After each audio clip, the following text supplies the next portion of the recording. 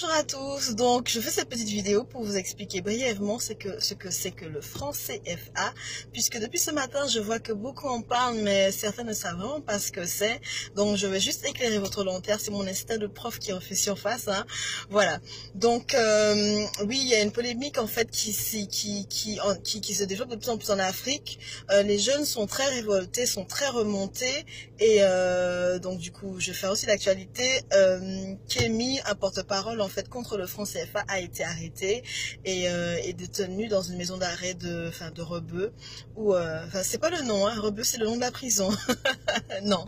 Et ce qui se passe, c'est que les gens ne comprennent pas pourquoi il a brûlé ce billet qui lui a valu en fait cette arrestation. Je vais vous expliquer ce que c'est que le franc CFA.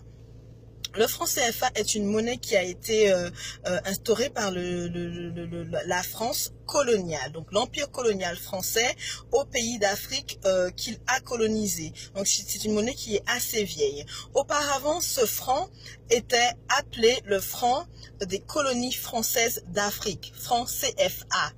Aujourd'hui, cette monnaie a pris un autre nom qui prend un autre sens, donc du coup c'est franc de la coopération financière d'Afrique.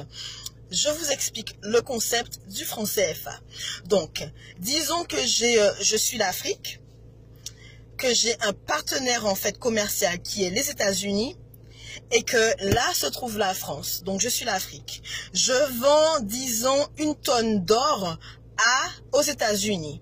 Donc, cette tonne d'or me rapporterait, disons, 1 milliard d'euros. Donc, une tonne, 1 milliard d'euros. Je suis l'Afrique, les États-Unis sont là, nous sommes partenaires commerciaux. On fait un échange. La France, ça n'a strictement rien à voir avec ça. On est adulte, on fait ce qu'on veut. Normalement. Je vends ma tonne d'or aux États-Unis qui me reverse 1 milliard d'euros.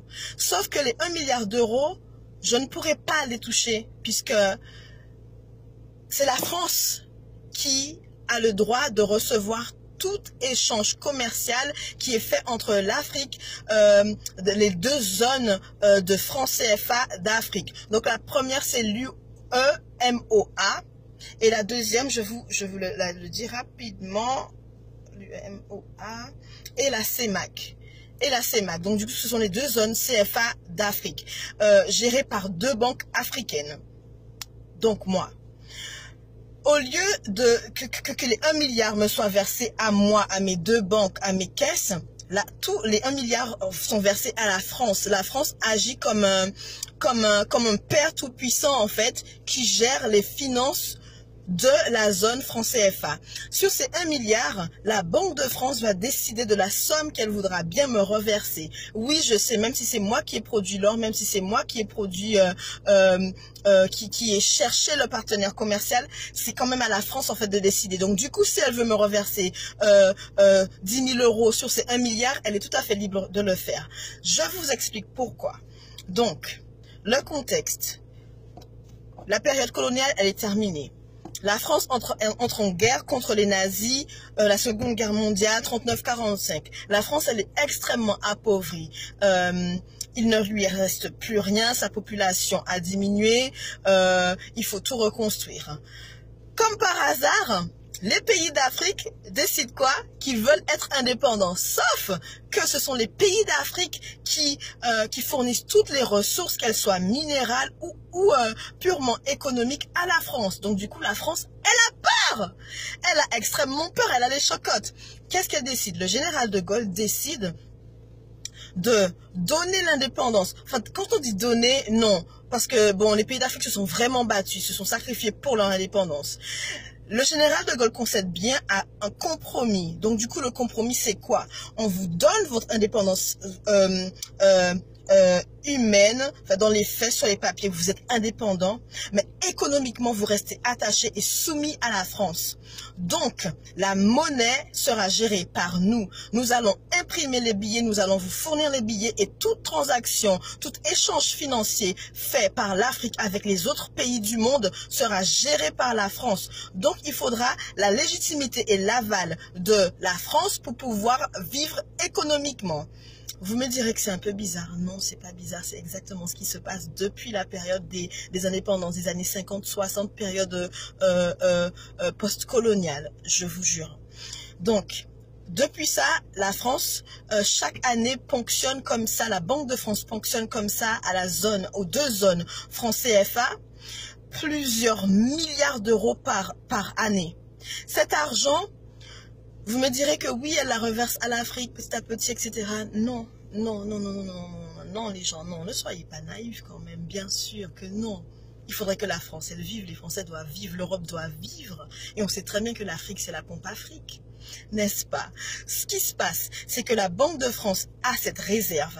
Et à chaque fois que les deux banques ont besoin d'argent, elles doivent demander à la France, est-ce qu'elles peuvent bien avoir un prêt? Est-ce qu'elles peuvent bien avoir recours à cet argent pour pouvoir, par exemple, construire des écoles, construire des hôpitaux, construire des routes, investir en fait dans des entreprises, booster les startups, aider les jeunes, enfin, etc. Il faut que l'Afrique demande à la France d'avoir accès à cet argent. Parfois la France dit oui, parfois la France elle dit non. Franchement, elle dit clairement non, et quand c'est non, c'est non.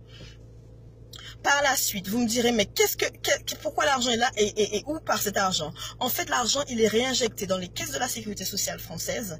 L'argent est injecté dans toutes les banques françaises, parce que c'est la Banque de France qui gère. Et les prêts sont faits par qui? Par la Banque de France. D'où vient cet argent? Mais dans l'argent de l'Afrique, dans la réserve, en fait, que crée le franc CFA en France. Donc du coup, c'est plusieurs milliards et des milliards d'euros pendant des années. Vous imaginez combien ça fait et combien ça représente dans le développement de l'Afrique? Combien ça représente dans le développement en fait du peuple africain? Après, on nous dira, oui, mais la France a fait des dons. Mais les petits dons donnés comme ça par la France, c'est quelques centimes par rapport à la somme qu'elle a en réserve, qui appartiennent vraiment à l'Afrique. Comment justifier en fait de ce chantage? Ce que la France, elle fait, c'est qu'elle imprime les billets ici en France à chamalière. Donc, à chaque fois qu'il y a un stock de billets qui est imprimé, la France facture en fait à l'Afrique cette impression. Vous me direz, mais oui, mais l'encre et le papier, ça coûte pas aussi cher, ça coûte pas des milliards. Effectivement, ça ne coûte pas des milliards. Mais pour justifier de cela, la France dit à l'Afrique, on imprime les billets, donc c'est nous qui décidons combien nous allons vous donner et combien on prendra sur la réserve légalement. Légalement. D'accord? À chaque fois qu'un chef d'État est élu par le peuple et veut sortir ce peuple de ce chantage économique et de cette agressivité coloniale, il est soit tué, soit il y a un coup d'État qui est toujours orchestré par les pays européens. Et on nous dit, ah oui, mais c'est un dictateur. Sauf que le vrai dictateur, il ne dit pas son nom. Le pompier pyromane ne dit pas vraiment son nom. En réalité, il sait exactement qui il est et ce qu'il fait. C'est un système qui est organisé. C'est un système qui est un peu semblable au système qu'on a instauré aux Antilles où ce sont les béquets qui contrôlent tout. Ils font flamber les prix de l'agroalimentaire et les autres n'ont pas le choix. On est obligé de survivre, on est obligé de vivre. Donc on fait quoi? On paye. On nous fait croire que c'est l'octroi de mer qui justifie en fait ces taxes exorbitantes. En fait, en réalité, ça ne coûte pas si cher de faire venir un produit d'ici à aller là-bas. Non, on aurait pu également se fournir en denrées alimentaires et en pétrole, soit au Venezuela ou dans toute l'Amérique du Nord et du Sud. Mais on ne nous le permet pas. Comme au temps de la colonisation, durant la période coloniale, où les îles n'avaient pas le droit de commercer entre elles, où les esclaves n'avaient pas le droit non plus d'avoir des rapports avec des esclaves d'autres îles, puisque sinon ça créait une sorte de solidarité et l'unité, ce qui mettrait en péril le pouvoir colonial. C'est ce qui se passe toujours en Afrique. Voilà pourquoi Kémy est aussi révolté, voilà pourquoi la jeunesse africaine, elle est aussi révoltée. Leur argent est pillé. En plus de piller l'uranium, le pétrole, l'or, le diamant, le nickel, le cuivre, le fer, le bois, enfin toutes les ressources minérales de la terre-mer, il pille également l'économie des pays. Donc du coup, la France fait un chantage en fait. Elle prend à la gorge comme ça les pays de la zone franc CFA et elle dit de toute façon vous n'avez pas le choix. Vous avez signé durant l'indépendance, donc du coup vous n'avez pas le choix. Entre nous, la France elle produit quoi? La France elle produit des raisins, les pêches, les pommes, le fromage et le blé. C'est tout. Pourquoi la France est-elle aussi puissante alors économiquement? Sans l'Afrique, la France ne serait pas ce qu'elle est. Et tous les présidents l'ont dit. Jacques Chirac l'a dit. Quand Sarkozy dit dans son discours que l'Afrique n'est jamais rentrée dans l'histoire de l'humanité, Sarkozy oublie de dire que, en fait, l'Afrique ne peut pas entrer dans l'histoire parce qu'en fait, l'Afrique est l'histoire. L'Afrique est à la source de toute vie. L'Afrique, elle continue, elle est la mer qui continue à nourrir tous les pays. Tous les pays du monde, regardez la néocolonisation qui se passe maintenant en Afrique avec la Chine.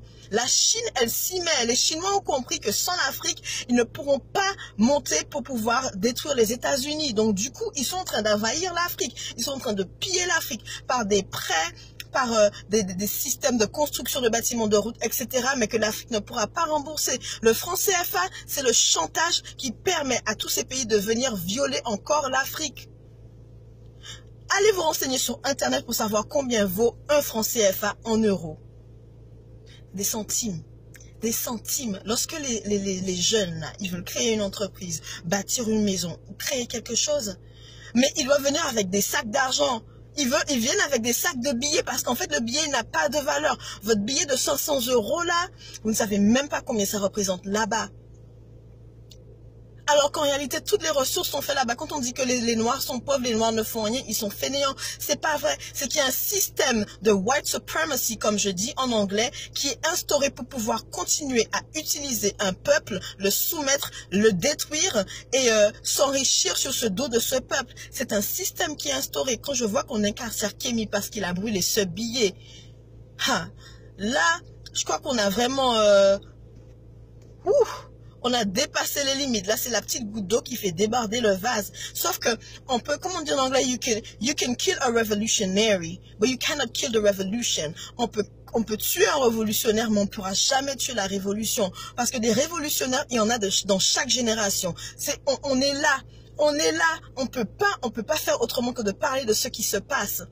Partout où je vais aux États-Unis, je vois la même galère, je vois la même misère dans les yeux de mes frères et de mes sœurs. Au Venezuela, au Brésil, en Afrique, aux Antilles, partout où on va, aux États-Unis, partout où on va, au Canada, c'est toujours la même chose. C'est toujours la même chose. Après, quand on en parle, on nous dit, oui, mais tu es raciste en fait. Oui, mais tu es raciste, tu es raciste contre les Blancs. Écoutez-moi, le racisme anti-blanc n'existe pas. Puisque c'est quoi la définition du racisme? Le racisme, c'est un système d'oppression qui est créé pour pouvoir bénéficier à un peuple au détriment d'un autre, sous prétexte de sa couleur de peau. C'est ça le racisme. Et le seul peuple qui souffre de ce système est le peuple noir. Donc un noir ne peut fondamentalement pas être raciste. Donc arrêtez de dire que les gens sont racistes quand ils parlent de ça. Ça n'est pas possible. Vous savez que la France est devenue le deuxième pays le plus puissant quand on parle de territoire maritime. Vous savez ça? Avec toutes moi je les appelle les colonies, on est encore des colonies, la Guadeloupe, la Martinique, la Guyane, Mayotte, Saint-Pierre-et-Miquelon, la Réunion, enfin la Polynésie française, on demeure une colonie, puisque chaque navire marchand, chaque navire, enfin bateau touristique, paquebot, chaque sous-marin de guerre, chaque pays qui passe sur le territoire maritime de la France reverse une taxe à l'État français. Donc la France continue à s'enrichir sur notre dos.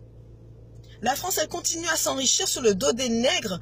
Peu importe que ce soit des nègres d'Afrique ou des nègres de la diaspora, elle continue à s'enrichir.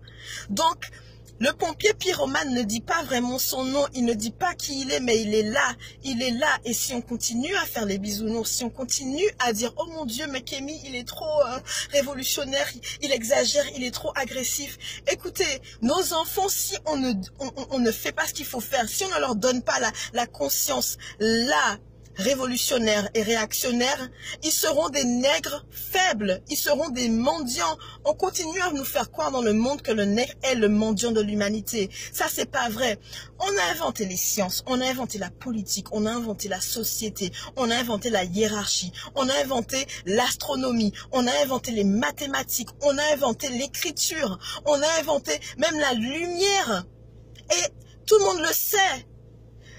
La Grèce antique s'est inspiré de l'Égypte pour pouvoir créer tout ce qu'elle a créé, tous leurs fameux philosophes, tous les Socrates et compagnie. Ils ont été où prendre ces écrits? Ils ont été en Égypte les prendre. Quand ils pillent les tombes, quand ils pillent en fait tout ce qui appartient à l'Afrique, ce n'est pas pour piller et les brûler, non, c'est pour piller et répliquer. Alors quand on me fait un film qui s'appelle The Gods of Egypt et qu'on me met que des blancs dedans, j'ai envie de dire, hé les gars, really? Like, really? Do you really think that this shit is gonna get to my mind? Like, no, hell no.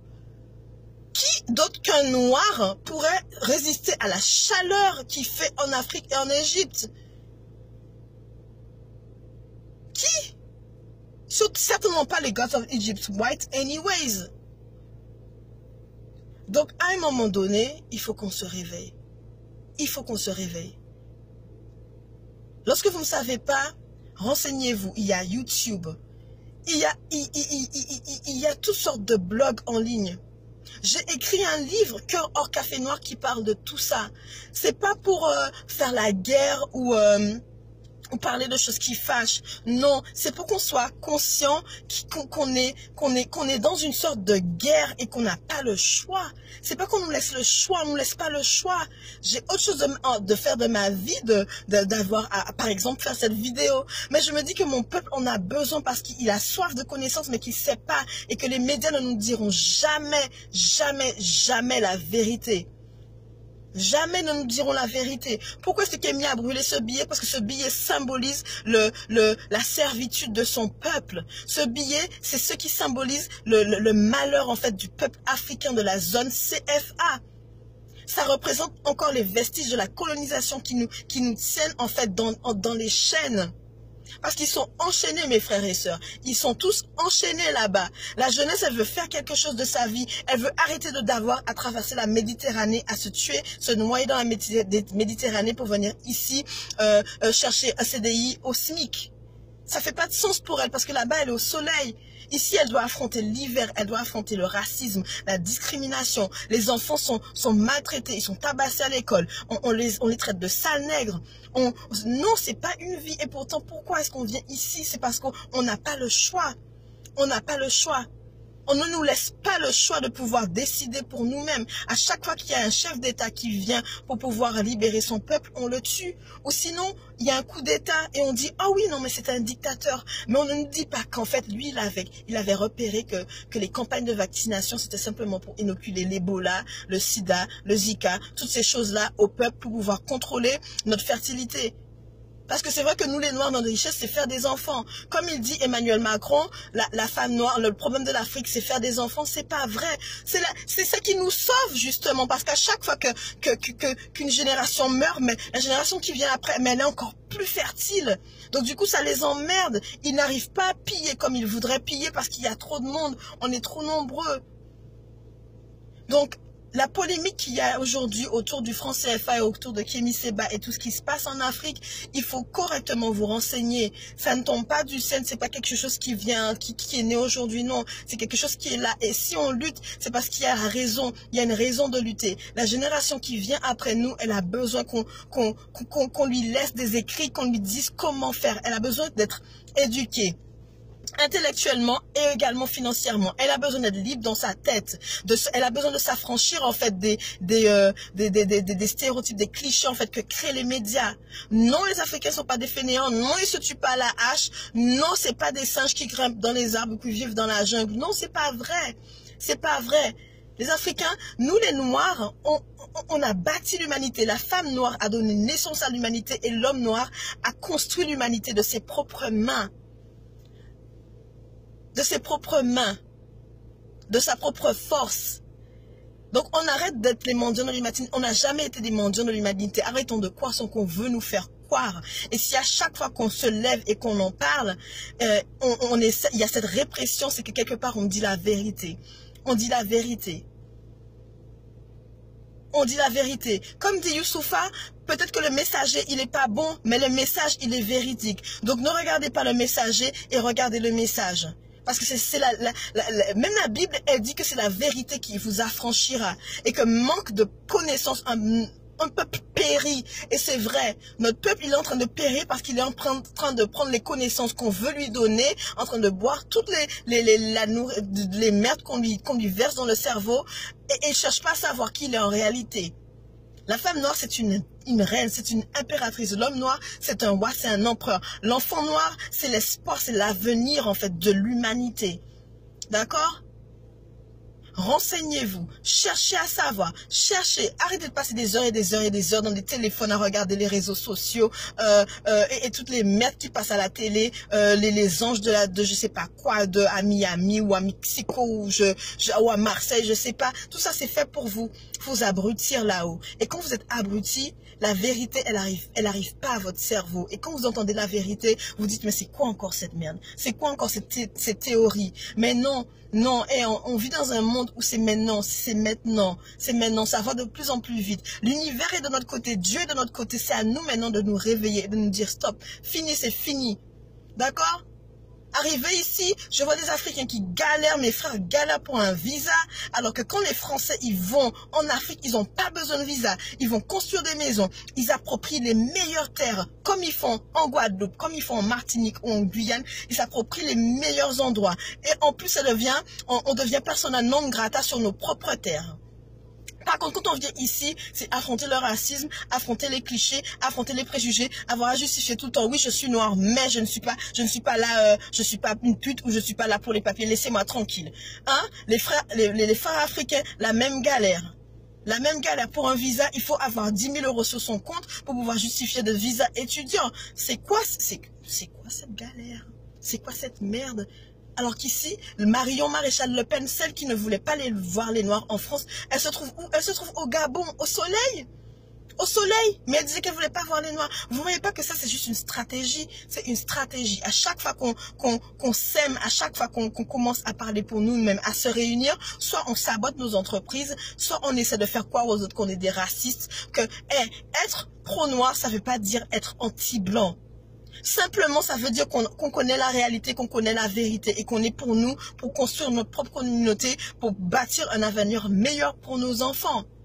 Il faut qu'on arrête de faire l'amalgame quand même. Arrêtons de faire l'amalgame. Il est temps qu'on se réveille, qu'on arrête de s'abrutir, qu'on se réveille et qu'on cherche à savoir. Il y a des livres, il y a YouTube, il y a Internet, il y a tout, il y a tout. Il y a tout. Il y a tout. Alors, lorsque je vois des discours de pseudo-intellectuels qui parlent sur Internet, qui jugent, là, ça me fait rire. Aujourd'hui, j'ai pas cessé de rire, franchement. J'ai pas cessé de rire. Et je me suis sentie obligée de faire cette vidéo parce qu'il faut absolument que mon peuple sache que, on n'est pas ce qu'on veut nous faire croire qu'on est. Non, on est bien plus que ça. On est l'avenir de l'humanité, on est l'avenir du monde. Il serait temps de marcher la tête haute. On est fiers de qui on est, on avance, on apprend aux enfants ce qu'ils devraient savoir. Pas ce que l'éducation nationale leur dit. J'étais censée être prof, j'ai arrêté. Parce que ce qu'on reverse dans le cerveau des enfants là, c'est de la merde. C'est de la merde en bouillie. C'est de la merde, il est temps d'éduquer nos enfants. Il est temps de les éduquer, il est temps qu'on puisse se réveiller. Mais si nous-mêmes, on n'est pas éduqués, qu'est-ce qu'on va transmettre aux enfants? Rien du tout. Rien du tout. Il est temps qu'on se réveille. Il en est vraiment temps. enfin, j'étais partie pour faire une vidéo de 2 minutes, ça fait 23 minutes exactement, donc je vais vous laisser. N'hésitez pas à me laisser un DM sur mon Instagram, dans mon Instagram, ou un MP dans Facebook, m'envoyer un mail ou m'appeler ou m'envoyer un texto, enfin peu importe, pour me faire savoir ce que vous en pensez. Moi, c'est mon avis, c'est mon opinion. Après, c'est mon opinion, c'est comme l'individu, c'est unique. Hein, donc c'est mon opinion à moi, laissez-moi savoir ce que vous en pensez, s'il y a des choses que j'ai oubliées ou quoi que ce soit, vous me dites, c'est un débat et j'adore les débats, franchement j'adore les débats, ça enrichit et n'hésitez surtout pas, je mange pas, je ne suis pas cannibale, donc ne vous inquiétez pas, ok, merci de m'avoir écouté.